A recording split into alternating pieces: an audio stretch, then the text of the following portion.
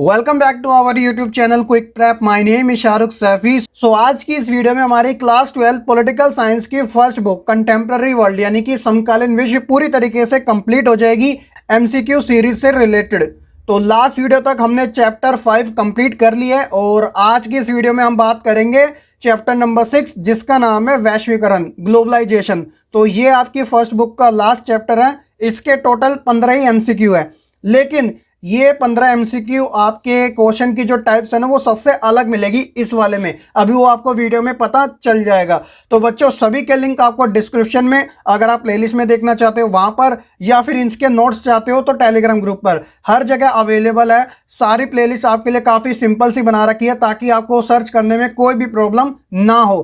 तो चलिए फिर आज की इस वीडियो को शुरू करते हैं। अगर आप चैनल पर नए हैं तो जरूर सब्सक्राइब कर लीजिएगा, क्योंकि आने वाला जो टाइम है वो पूरी तरीके से एग्जाम वाला है, जिसके अंदर हम और भी सीरीज लेके आएंगे, जैसे कि कार्टून से रिलेटेड, मैथ से रिलेटेड, क्वेश्चन आंसर से रिलेटेड, जिसके अंदर शॉर्ट क्वेश्चन, लॉन्ग क्वेश्चन सभी होंगे। टिप्स के रिगार्डिंग भी आपको वीडियो मिलेगी, आपको पेपर कैसे टैकल करना है, क्वेश्चन की आइडेंटिटी आपको कैसे करनी है, ये सभी वीडियो की सीरीज आपको इस चैनल पे प्रोवाइड कराई जाएगी, स्पेशली इन हिंदी मीडियम वाले बच्चों के लिए। तो आप जरूर ज्वाइन कीजिएगा बच्चों हमारे चैनल को, और बेल आइकन दबाना बिल्कुल ना भूलिएगा। चलिए फिर आज की इस वीडियो को हम शुरू करते हैं। शुरुआत करते हैं बच्चों पहले क्वेश्चन के साथ, जो कि फुल फॉर्म से रिलेटेड है। एक तो पॉलिटिकल साइंस के अंदर इतनी सारी फुल फॉर्म है, तभी मैंने आपको पहले बता दिया था कि फर्स्ट बुक और सेकंड बुक की जितनी भी फुल फॉर्म है हर एक चैप्टर से रिलेटेड आपको एक ही वीडियो में प्रोवाइड करा दी जाएगी जब आपके एग्जाम काफी नियर होंगे, ताकि आप क्विक रिविजन करके एग्जाम में चाहे कोई भी फुल फॉर्म आए आराम से कर सको। ठीक है, तो देखिए क्या बात कह रहा है कि एफडीआई का पूरा नाम क्या है। तो एफडीआई आप जानते हो कि आज के समय कितना ज़्यादा इसका नाम आ भी जाता है न्यूज़ के अंदर। तो क्या होनी चाहिए बच्चों उसकी फुल फॉर्म? जी हाँ, प्रत्यक्ष विदेशी निवेश। अगर इंग्लिश में बात करें तो foreign direct investment. Question number second है कि नई आर्थिक नीति कब लागू हुई थी। ऑप्शन देखिए 1990 में, 1991 में, 1992 में, या फिर 1993 में। तो बच्चों जब भारत के तत्कालीन प्रधानमंत्री नरसिम्हा राव 1991 में थे, तो उसी समय नई आर्थिक नीति की घोषणा भी की गई थी। तो correct answer is option number B. Question number third है कि WSF का पूरा नाम क्या है। फिर से एक फुल फॉर्म आ गई, देखिए वर्ल्ड सोशल फॉर्म।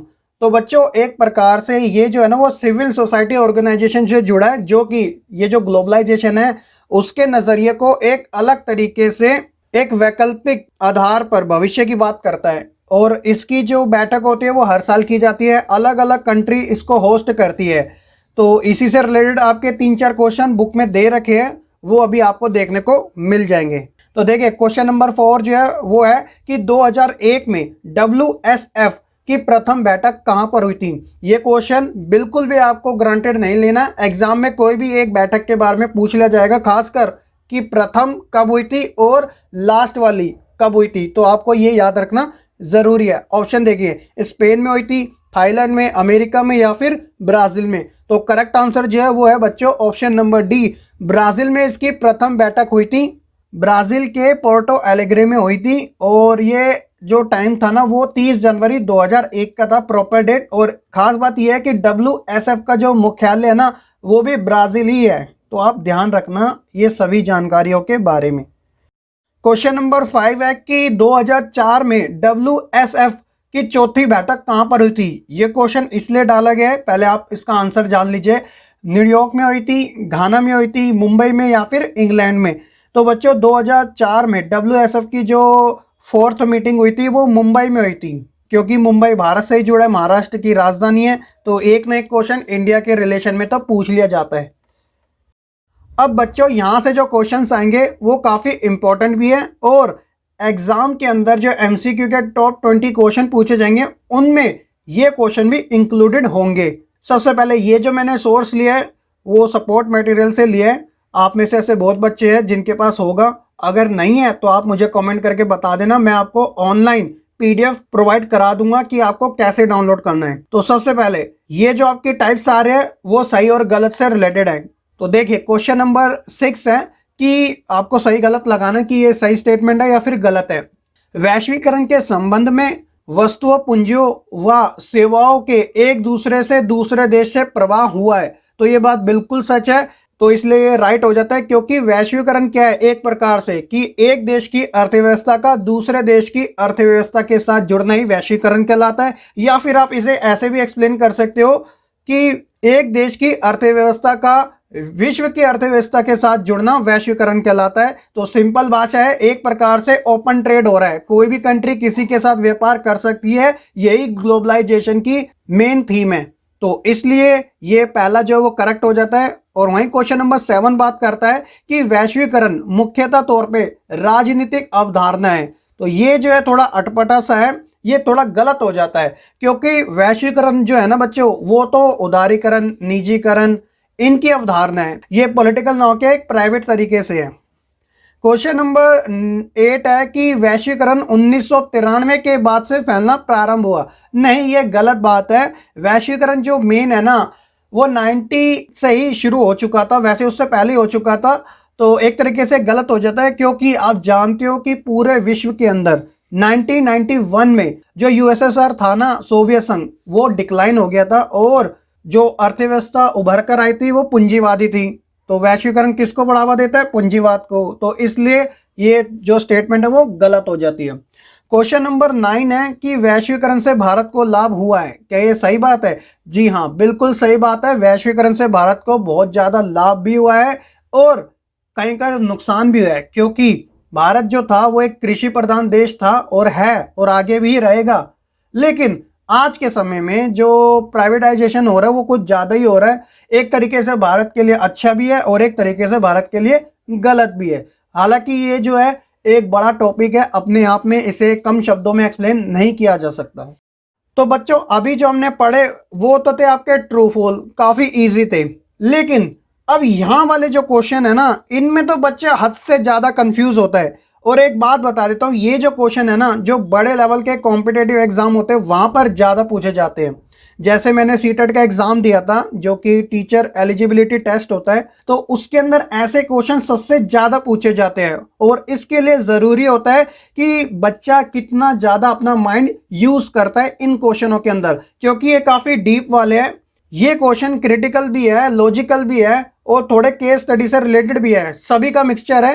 तो इन क्वेश्चन को जरा ध्यान से आपको समझना। मैं आपको टाइप्स बता देता हूं पहले। तो क्या बात कह रहा है कि निम्नलिखित प्रश्नों में दो वक्तव्य है, एक को कथन ए का नाम दिया है और दूसरे को कारण का नाम दिया है जिसे आर कहा गया है। तो ए और आर की सीरीज चलेगी। आप जरा ध्यान देना, एग्जाम में वो कुछ भी कर सकता है, बी और डी कर सकता है, सी और एफ कर सकता है, कुछ भी नाम दे सकता है। भाई ये होगा कि एक कथन होगा और दूसरा उसका रीजन होगा। आपको क्या करना है कि दोनों ही वक्तव्यों का परीक्षण करना है और निम्नलिखित कूट के आधार पर निर्णय करके अपना उत्तर अंकित करना है। कूट मतलब कोड दे रखा है, जैसे कि ऑप्शन ए है कि ए और आर दोनों सही होंगे और आर जो है वो ए का सही स्पष्टीकरण होगा। ठीक है, ए और आर दोनों सही होंगे, लेकिन आर जो है वो ए का सही स्पष्टीकरण नहीं होगा। और सी और डी काफ़ी इजी है, ए सही है परंतु आर गलत है और ए गलत है और आर सही है, ये ऑप्शन डी है। तो ये आपको 4 ऑप्शन मिलेंगे और आपको कुछ 5-6 क्वेश्चन दे जाएंगे, इन्हीं के आधार पे आपको आंसर देना है। तो मैं आपको 1 बाय 1 करके बता देता हूं ताकि आप अच्छे से समझ सको। तो सबसे पहले हम क्वेश्चन नंबर 10 के बारे में बात करते हैं। तो देखिए बच्चों, कथन ए जो है वो ये बात करता है कि वैश्वीकरण जो है ना वह एक पूंजीवादी प्रक्रिया है जिसका सर्व प्रमुख एवं अंतिम उद्देश्य पूंजीवाद को ही बढ़ावा देना है। और इसका कारण जिसका नाम आर रखा गया है वो ये कहता है कि वैश्वीकरण से सभी को लाभ होता है, चाहे वह विकसित देश हो, विकासशील देश हो या फिर अल्प विकसित देश हो। तो अब आपको इस वाले में से जो ऊपर 4 ऑप्शन दिए उसका करेक्ट आंसर आइडेंटिफाई करना है। तो क्या हो सकता है? देखिए बच्चों, जो कथन ए है ना वो तो बिल्कुल सही है, इसमें कोई दोहराई नहीं है कि पूंजीवादी प्रक्रिया है वैश्वीकरण, ये हर कोई जानता है। लेकिन जो कारण इसका दिया गया है आर वाला, वो बिल्कुल गलत है कि वैश्वीकरण से सभी को लाभ होता है, चाहे वो विकसित हो, विकासशील हो या अल्प विकसित। ऐसा नहीं है। वैश्वीकरण से जो सबसे ज़्यादा लाभ होता है वह पश्चिमी देशों को होता है, जिन्हें हम वेस्टर्न कंट्रीज कहते हैं, जैसे कि अमेरिका, यूरोप के जितने भी देश हो गए, इटली, फ्रांस, ब्रिटेन वगैरह, इन कंट्रीज को सबसे ज़्यादा लाभ हुआ है ग्लोबलाइजेशन से। वहीं अगर बात करें भारत जैसे विकासशील देशों की या पाकिस्तान, बांग्लादेश, भूटान, नेपाल, ये ऐसे कुछ देश जो अल्प विकसितों में आ जाते हैं, तो इन देशों को लाभ तो हुआ है लेकिन इतना नहीं हुआ है।